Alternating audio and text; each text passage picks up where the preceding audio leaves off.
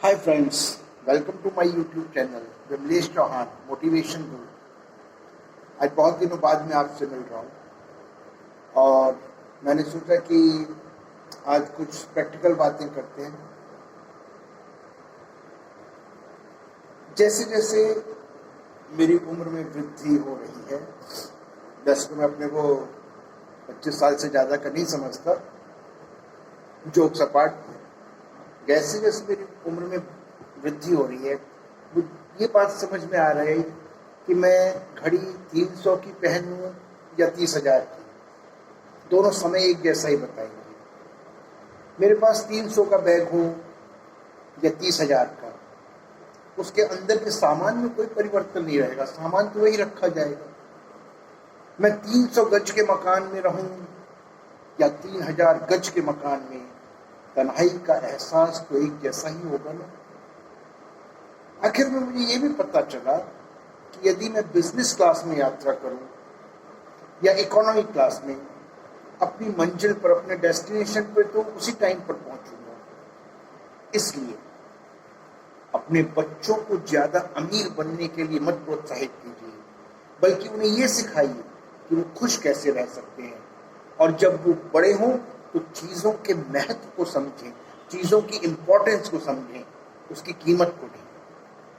France के एक वाणिज्य मंत्री ने कहा था कि जो ब्रांडेड चीज़ें होती हैं वो दुनिया का सबसे बड़ा झूठ का पुलिंदा होती है, जिनका असली एम, मेन ऑब्जेक्टिव अमीरों की जेब से पैसा निकालना होता है, और हम और आप जैसे गरीब और मध्यम वर्ग के लोग इसका शिकार हो जाते हैं। क्या जरूरी है कि मैं आईफोन लेकर चलूं ताकि लोग मुझे बुद्धिमान और समझदार मानें? क्या ये जरूरी है कि मैं रोज मैकडी में खाऊं, केएफसी में जाऊं ताकि लोग ये ना सोचें कि मैं कंजूस हूं? क्या ये जरूरी है कि मैं फ्रेंड्स के साथ डेली बार में जाऊं, जिम में जाऊं ताकि लोग ये समझें कि मैं एक रईस परिवार से ताल्लुक रखता हूं? क्या ये आवश्यक है कि मैं हाई फाई म्यूजिक सुनूं ताकि ये साबित कर सकूं कि मैं विकसित हो चुका हूं, मैच्योर हूं? नहीं दोस्त, मैं तो अपने कपड़े आप सबकी तरह आम दुकानों से ही खरीदता हूं। दोस्तों के साथ किसी भी ढाबे पर बैठ जाता हूं, भूख लगे तो किसी ठेले से कुछ लेकर खाने में भी अपना अपमान नहीं समझता, सीधी सादी भाषा में बोलता हूं। और ऐसा नहीं कि कुछ चीज़ें हम अफोर्ड नहीं कर सकते, अफोर्ड कर सकते हैं, लेकिन मैंने ऐसे लोग भी देखे हैं जो एक ब्रांडेड जूतों की जोड़ी की कीमत से पूरे सप्ताह भर का राशन खरीद सकते हैं।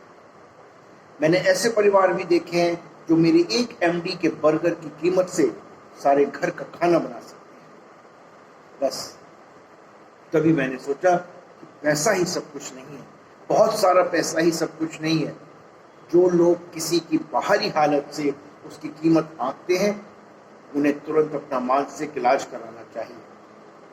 मानव ह्यूमन बीइंग की सबसे बड़ी कमजोरी है कि वो नैतिकता नहीं समझता, जबकि उसकी असली कीमत नैतिकता, व्यवहार, बिहेवियर, मेल जोल का तरीका, सहानुभूति, सिंपैथी, एम्पैथी, भाईचारा, ये है, ना कि उसकी शक्ल और सूरत।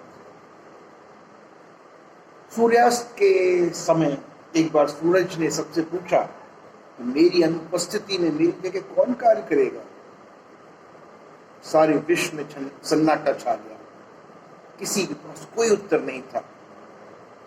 तभी एक कोने से आवाज आई, दिए ने कहा, मैं हूं ना, अपना पूरा प्रयास करूंगा। आपकी सोच में ताकत और चमक होनी चाहिए।